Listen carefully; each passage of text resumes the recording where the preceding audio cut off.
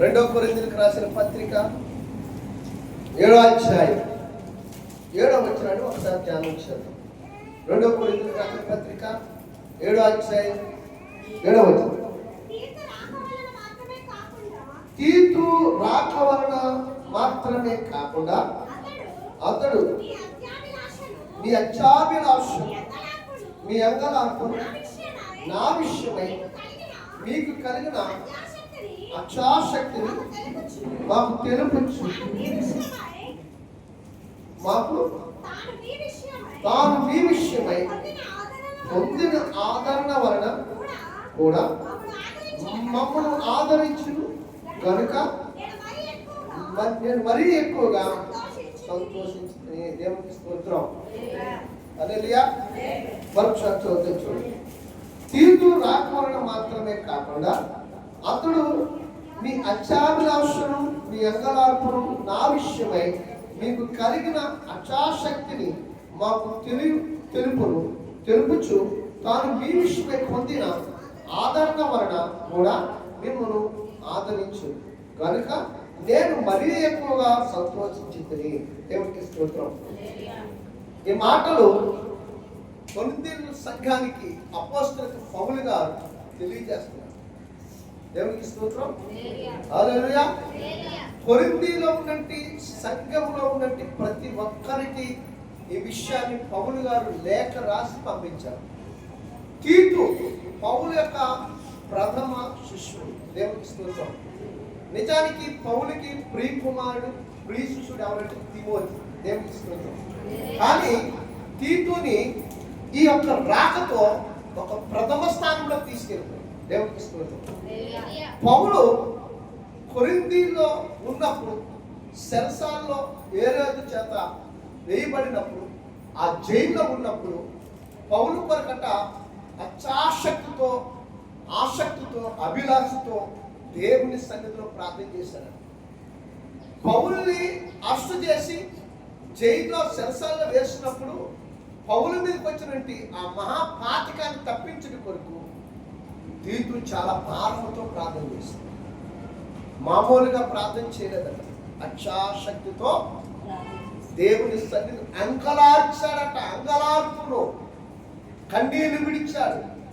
ఈ తీతుకి పౌలికి ఉన్న సంబంధం ఏంటంటే ప్రియ కుమారుడు. పౌలికి ప్రియ కుమారుడు. శిష్యుడు, ఒక మాటలో చెప్పి ప్రియ శిష్యుడు. దేవునికి స్తోత్రం. తన గురువు గారిని అరెస్టు చేసి జైల్లో వేసి ఆ సెరసాల్లో ఉండిపోయి తన మీదకి అక్కడున్నట్టు ప్రజలు కానీ అక్కడున్నట్టు ఆ పట్టణం హేరోదు కానీ లేకపోతే ఆ ప్రాంతంలో ఉన్నట్టు అందరూ కూడా ఒక పాతకము తీసుకురాపోయాడు. ఆ పాతకం ఏంటంటే మరణకరమైన ఒక పాతకం. పౌలు చంపడానికి ఒక ఆలోచన చేయబోతున్నారు వాళ్ళంతా. ఆ సమయంలో పౌలు జైల్లో ఉన్నాడని తెలిసి తీతు ప్రార్థన చేయడం ప్రారంభించింది. దేవునికి స్తోత్రం.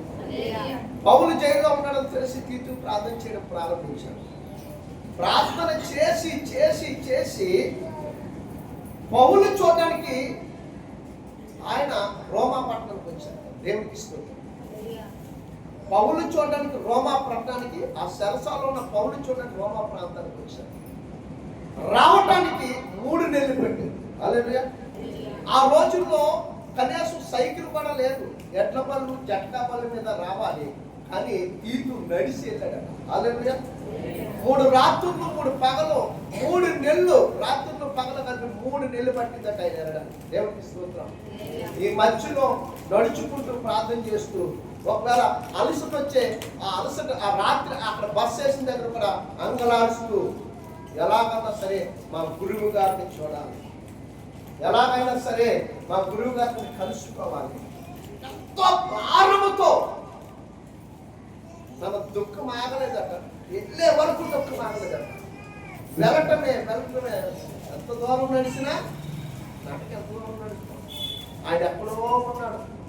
రోమా ప్రథమ స్థానంలో రోమా పట్టణంలో పౌలు ఉన్నాడు. ఆ జైల్లో తీతు ఎక్కడో ఉన్నాడు. అక్కడి నుంచి వెళ్ళడానికి 3 నెలల కాలం పట్టింది. ఈ 3 నెలల కాలంలో తీతు పడ్డ శ్రమ, కష్టము, బాధ, వేదన, ఆకలి దప్పులు, వస్త్రహీనత, కంటి నిద్ర లేకపోవడం, శక్తి లేకపోవడం, శక్తిహీనుడై, బలహీనుడై, ఎన్నో పరిస్థితులు. వీటన్నిటికీ ఒకే ఒక పునాది ప్రార్థన. హల్లెలూయా. బలహీనుడి కాక, శక్తిహీనుడి కాక అనారోగ్యము చేత ఏమాత్రం కూడా ఆయన కృంగిపోకుండా, ఆకలి తప్పులు లేకుండా, వస్త్రహీనత లేకుండా, ఎలాంటివి ఆయన మీద ఏ దుష్ట శక్తులు ఏర్పాటు కాకుండా ఆయనకున్న ఒకే ఒక ఆయుధము, తన గురువు గారిని కలవడానికి కలిగించిన ఆయుధం ఏంటో తెలుసా? తన తండ్రి అనే దేవుడితో కలిసి సావాసం అనే ప్రార్థన. ప్రార్థన ప్రార్థన ప్రార్థన పట్టుదలతో, నిరీక్షణతో ఖచ్చితంగా ఇందులో నేను జయం పొందాలి. దేవుని గురిగా, పౌలు గురిగా పెట్టుకున్నాడు చేరడానికి. తండ్రి పాదాలు పట్టుకున్నాడు. దీని ఏమి చెల్లించాలో, ఎంత మూలు వెచ్చించాలో, ఎంత సమయం వెచ్చించాలో, ఎంత ఆయన కొరకు తండ్రి సన్నిధిలో కరిగిపోవాలో, అరిగిపోవాలో పౌలు చూసే గురి మాత్రము ఆయన దేవుడికి ఇస్తుంది. పౌలు కలుసుకోవాలని గురి ఉంది. నేను అరిగిపోయినా, నేను కరిగిపోయినా, నేను పీనుగైపోయినా, బలిపీఠ మీద బూడిదగా మార్చబడినా, ప్రభువా ఏదేమైనా సరే నేను పౌలుని కలవాలి, నా గురువుని కలవాలి, నా తండ్రిని కలవాలి. నా తండ్రి మీ సహాయం లేకపోతే ఒక్క అడుగు కూడా దేవునికి స్తోత్రం. మీ సహాయం, మీ చిత్తము లేకపోతే క్షణపాటులో నేను బలవంతుని కాలేను, శక్తివంతుని కాలేను. నా జీవితంలో జయము నా పొందను. హల్లెలూయా. కాబట్టి దేవుని సన్నిధిలో పాపులాడుతున్నాడు. ఎలా పాపులాడుతున్నాడు? అక్షాశక్తితో ప్రార్థన చేస్తున్నాడు. ఇంకొక వ్యక్తిని మీకు చూపిస్తాం. ఎలాంటి వాడు? ఆయన చూసి దేవుడే ఓర్వలేకపోయాడు. దేవుడికి స్తోత్రం. దేవుడే ఓర్చుకోలేకపోయినట, దేవుడే ఓర్వలేకపోయినట. సంఖ్యాకాండం 25వ అధ్యాయం ఒకసారి చూడండి. 13వ వచనంలో అతను ఎంత అద్భుతమైన పొందుకున్నాడు. అవి నిత్యమై యాజకుల నిబంధనగా అతనికి అతని సంతానములకు కలిగి ఉండను. అతడు తన దేవుని విషయమందు ఆసక్తి గలవాడై ఇశ్రాయేలు నిమిత్తం ప్రాయశ్చిత్తము చేసిన చెప్పబడిన వారి పేరు, చంపబడిన వారిని పేరు జిమ్రీ. అతడు షూనేమీయులలో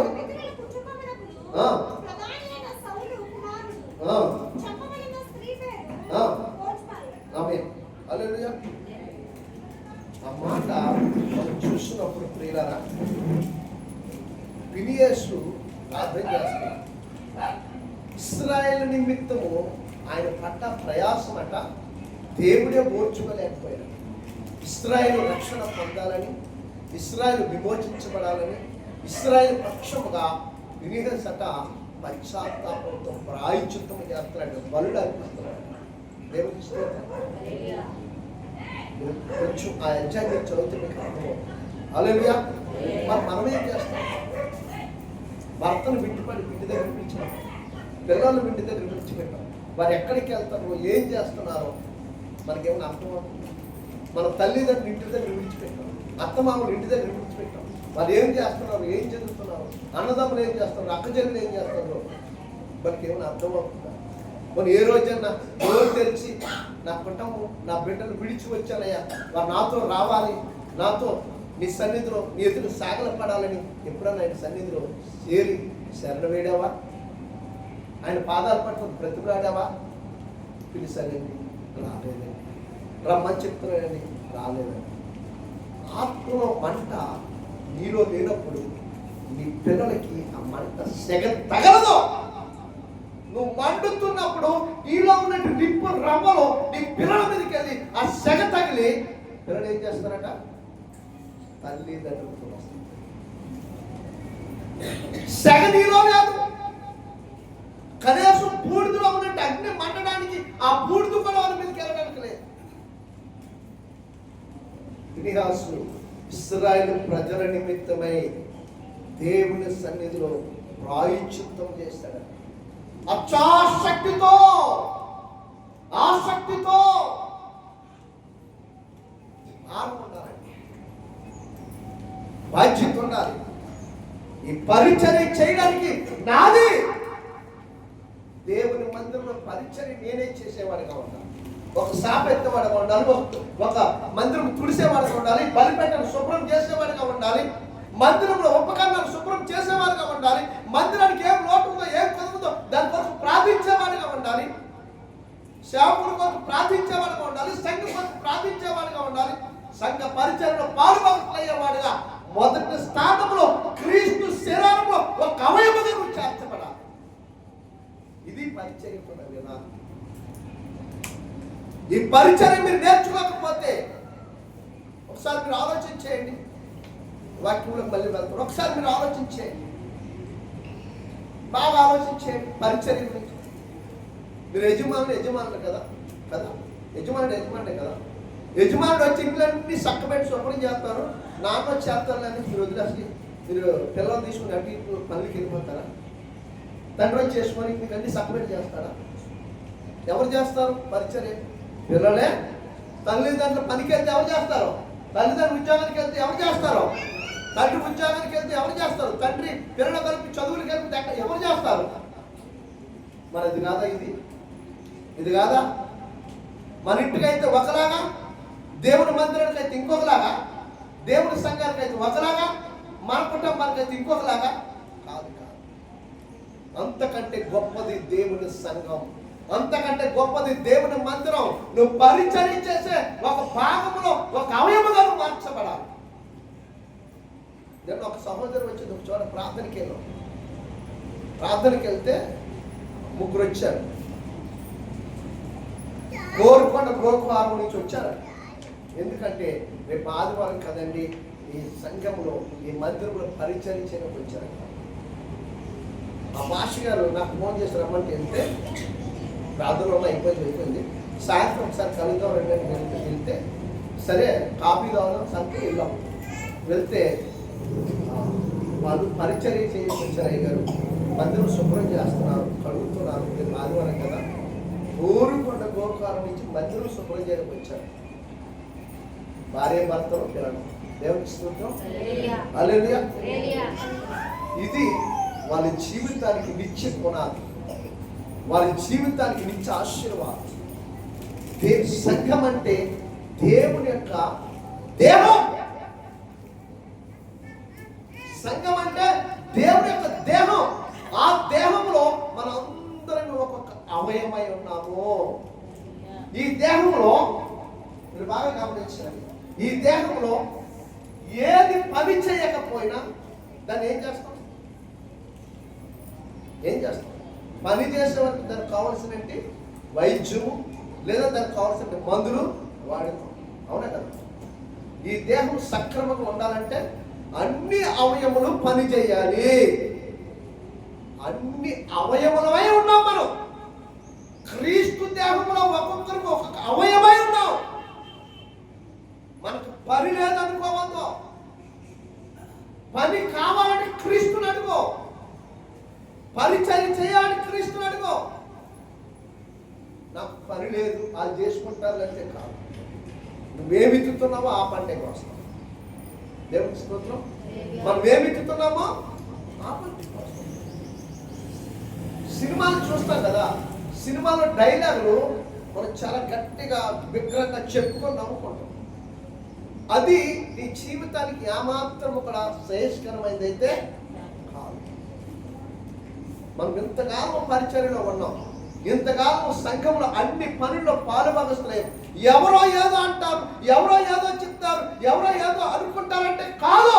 నీ దేవుడు నీవేమనుకుంటున్నావు? నీ దేవుడి పని. దేవుని స్తోత్రం. నీ దేవుడి గురించి, నీకు నీ దేవుడికున్న సంబంధం గురించి నువ్వేమనుకుంటున్నావు? యోబు ఒకవేళ నాకు అనుకోనుంటే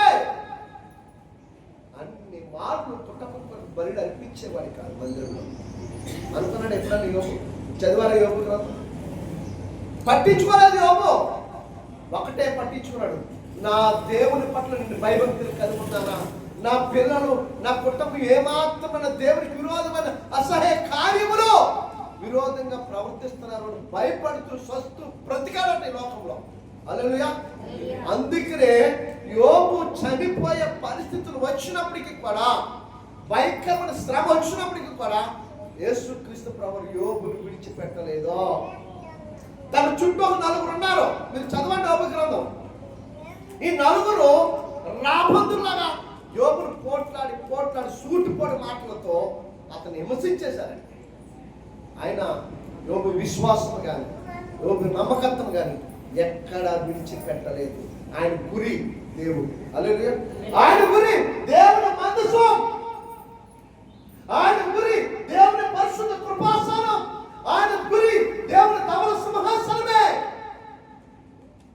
ఆయన గురి తన కుటుంబము. హల్లెలూయా. ఆయన గురి తన దేశం, ఆయన గురి తన పనివారు, ఆయన గురి తనకున్న సంపద, ఆస్తి, ఐశ్వర్యం ఆయన ఇచ్చాడు. ఇదంతా ఆయన ఇచ్చాడు. ఇదంతా ఆయన ఇచ్చాడు. ఆయన ఇచ్చాడు. ఈ శ్వాసం అంతా ఆయనది. ఇచ్చింది ఆయనే, తీసుకున్నవాడు కూడా ఆయనే.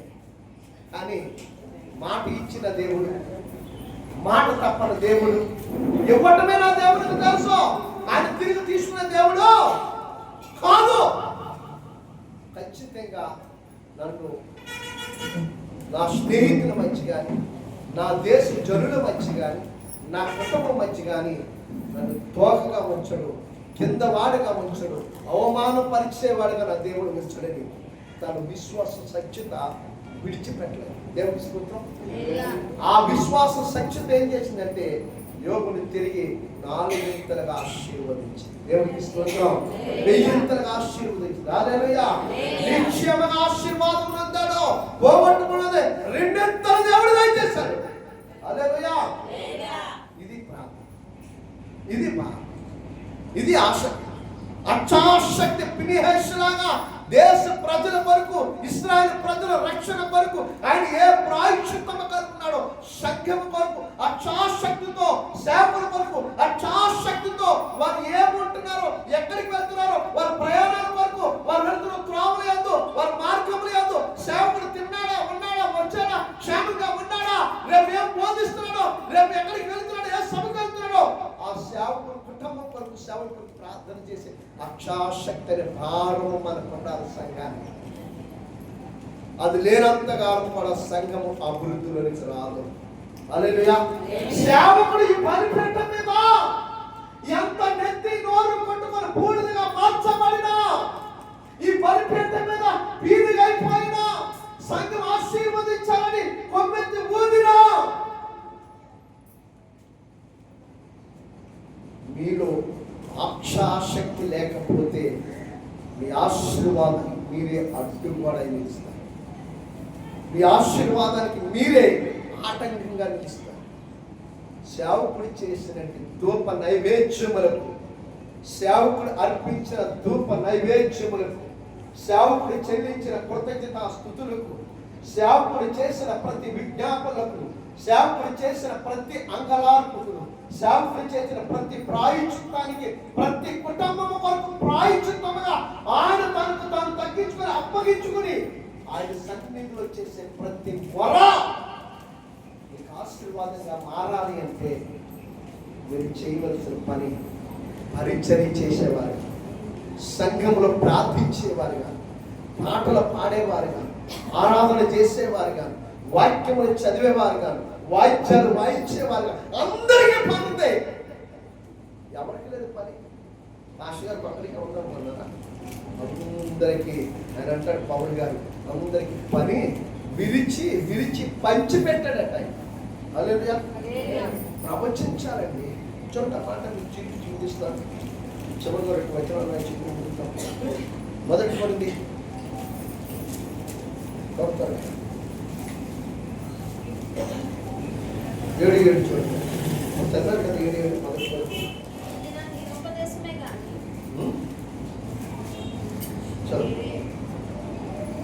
ఇది నా హితోపదేశమే గాని ఆజ్ఞ కాదు.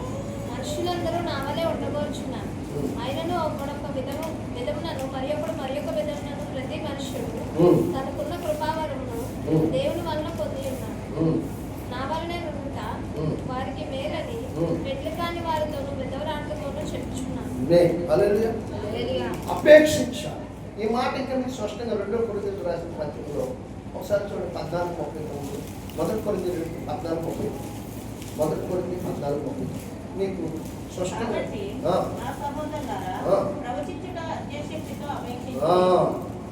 భాషలతో మాట్లాడుట ఆటంకపరచబడు గాని సమస్తమును మర్యాదగాను క్రమముగాను జరగనియ్యండి. ఆమేన్. హల్లెలూయా. ఆటంకంగా మనం నిలిస్తే ఏది పొందుకోలేదు. ఒక భాషలే కాదు, ఒక ప్రవచనమే కాదు, ఒక దర్శనమే కాదు, వాక్యము ధ్యానించుటే కాదు, ప్రార్థన చేసే ఆసక్తే కాదు, ఏ పనికి చేయడం. దేవుని పని అంటే ఏదో ఒక ఎత్తుకుని వెళ్ళిపోతుంటే ఆశీర్వాదం ఎక్కడికి వస్తుందండి. దేవుని పని ఉందని తెలుసు, అక్కడ పొదవ ఉందని తెలుసు, ఆ పనికి వాడే యోగ్యుడని తెలుసు. ఆయన ఆ యోగ్యతని కాపాడుకోలేని పరిస్థితి వాళ్ళకి కలిగినప్పుడు దేవుడు ఏం చేయగలుగుతాడు? సేవకులు ఏం చేయాలి అంటే మనకు మనమే అడ్డేసుకొని ఆ ఫలాన్ని అక్కడి నుంచి తీసుకెళ్ళకుండా ఇచ్చేదాన్ని పోగొట్టుకుంటుంది మనమే. దేవునికి స్తోత్రం. హల్లెలూయా. ప్రేమ దేవుని బిడ్డ, సంఘములో ప్రతి ఒక్కరూ కూడా ఒక బాధ్యత కలిగి ఉండాలి. హల్లెలూయా. హల్లెలూయా. అపొస్తలుల కార్యాలు త్వరగా రోమీయులకు రాసిన పత్రిక మొత్తం 12, 11, 16 రోమీయులకు రాసిన పత్రిక 12వ అధ్యాయం 11వ వచనము 16వ వచనం. ఆసక్తి విషయంలో మాన్యుల కాక 16 పడుతుంది.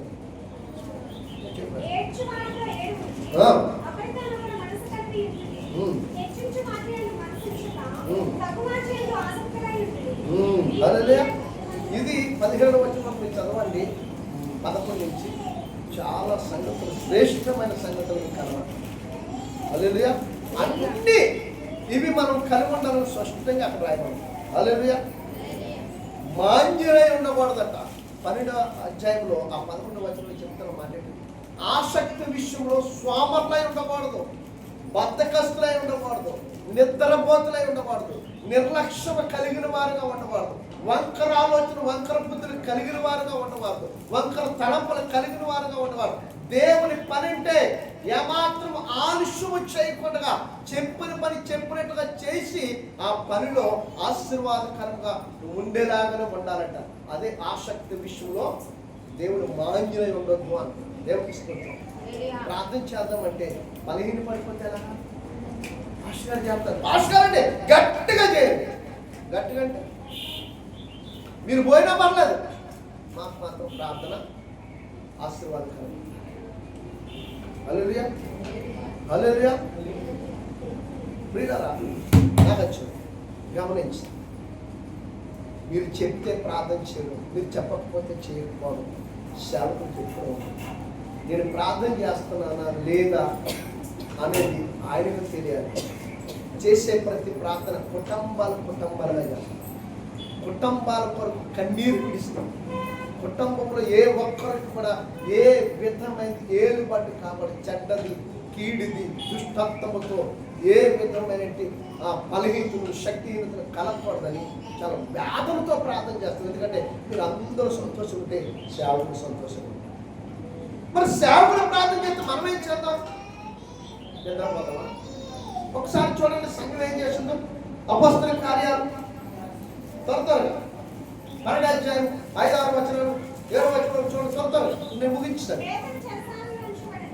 పేతురు సరసాలలో ఉంచబడను. సంఘమైతే అతని కొరకు అత్యాశక్తితో ప్రార్థన చేయించును.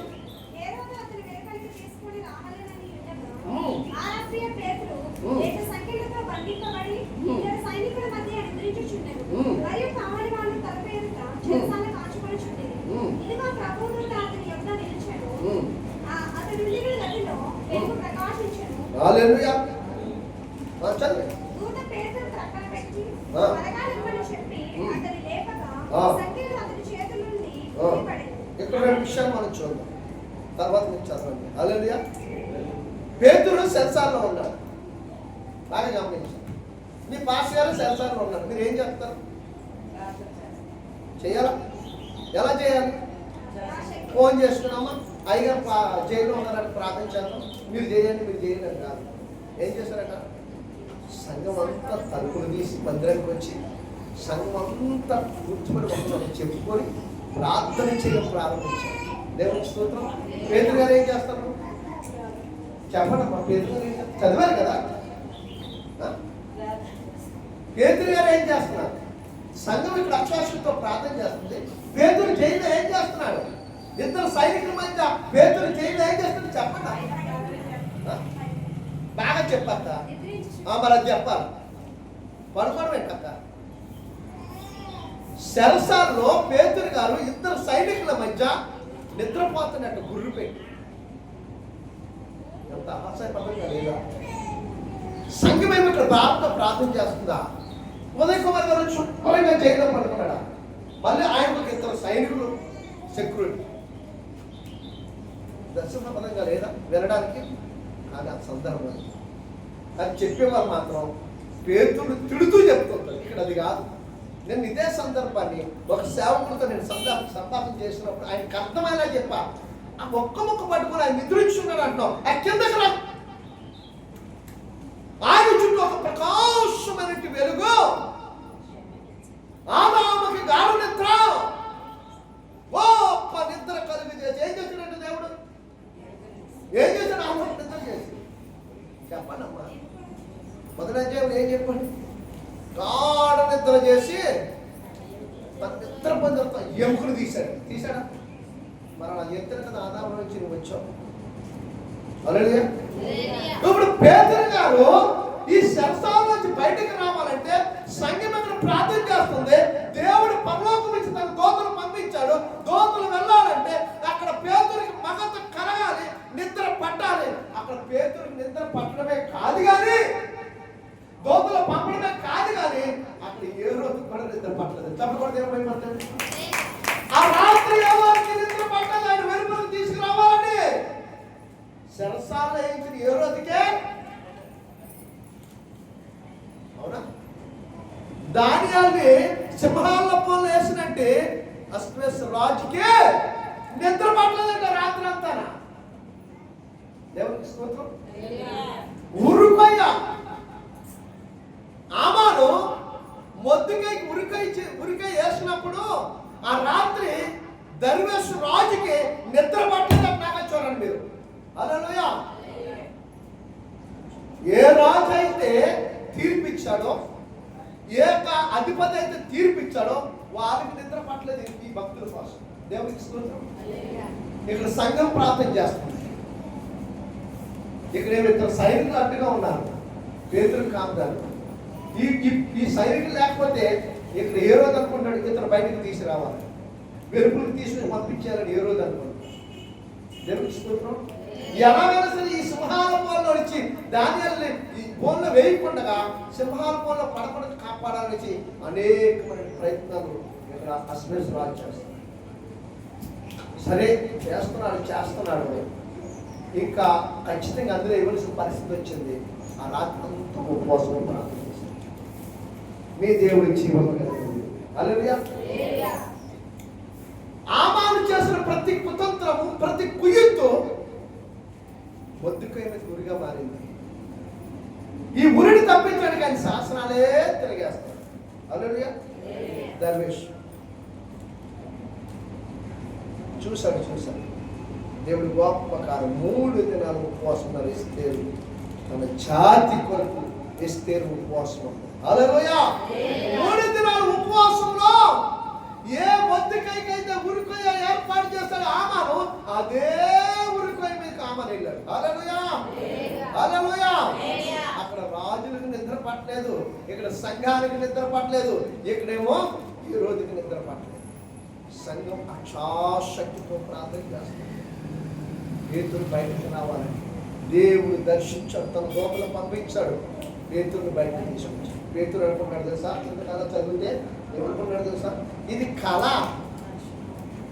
దర్శనం అనుకుంటున్నాడు. ఇది ఒక కళ అనుకుంటున్నాడు, ఇది ఒక దర్శనం అనుకుంటున్నాడు. ఊరు వెలుపులకు తీసుకొచ్చి దేవదత్తులు విడిచిపెట్టి వెళ్ళిపోయాడు. చెప్పులు వేసుకోమన్నప్పుడు కూడా ఆయన గుర్తు రావట్లేదు. నీ కాలుకి చెప్పులు దొరికినప్పుడు కూడా ఇది దర్శనం అనుకుంటున్నాడట, ఇది కళ అనుకుంటున్నాడట. ఆ ఊరు వెలుపులకు తీసుకొచ్చి ఆమెను విడిచిపెట్టి వెళ్ళాడు. దేవునికి స్తోత్రం. వెళ్ళి ఇది నిజమా కాదనుకొని వెళ్ళి తన సహోదరులకు డోర్ కొట్టే వరకు కూడా పేతురుకు అర్థం కాలేదు. దేవునికి స్తోత్రం. ఇది ఎక్కడి నుంచి వచ్చిందంటే పేతురు సంఘాన్ని ఆ రీతిగా నడిపించగలిగాడు. సంఘానికి అక్షాశక్తి కలిగిన ప్రార్థనలో నింపగలిగినట్టు సామర్థ్యత సంఘానికి నేర్పించాడు. పరిచర్యలో సంఘం పాలుభగస్తులైనగా పేతురు నేర్పించాడు. సంఘంకి ఒక పేతురికే కాదు, ఈ రోజు నాకే కాదు, రేపు సంఘంలో ఎవరికి వచ్చినా ఇలాగే మీరు కూడుకొని ఆత్మకమం కొరకు మీరు అంగలార్చాలని నేర్పించాడు పేతురు.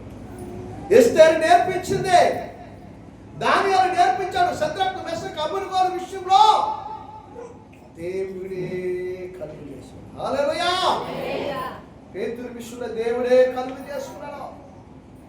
ఈరోజు నీ విషయంలో నువ్వు దేవునికి నీలో చోటిస్తే ప్రతి విషయంలో నీ కుటుంబంలో ఆయన కలుగు చేసుకొని నీ పక్షమున నీకు జయిస్తాడు. నువ్వు సంఘ పరిచర్యలో సంఘములో ప్రతి పనులను పాలుభాగస్తులు అయితే ప్రభు యొక్క ప్రతి ఆశీర్వాదం సంఘంలో ప్రతి ప్రార్థన యందు ఖచ్చితంగా ప్రార్థన చేయగలిగితే దేవుని ఫలభరితమైన ఫలాన్ని ఇచ్చి నిన్ను ఆశీర్వదిస్తాడు. అంటే కృప, దీవెన, పరిశుద్ధాత్మ సహాయం దేవుడు మనందరికీ దయచేయును గాక. ఆమేన్. హల్లెలూయా.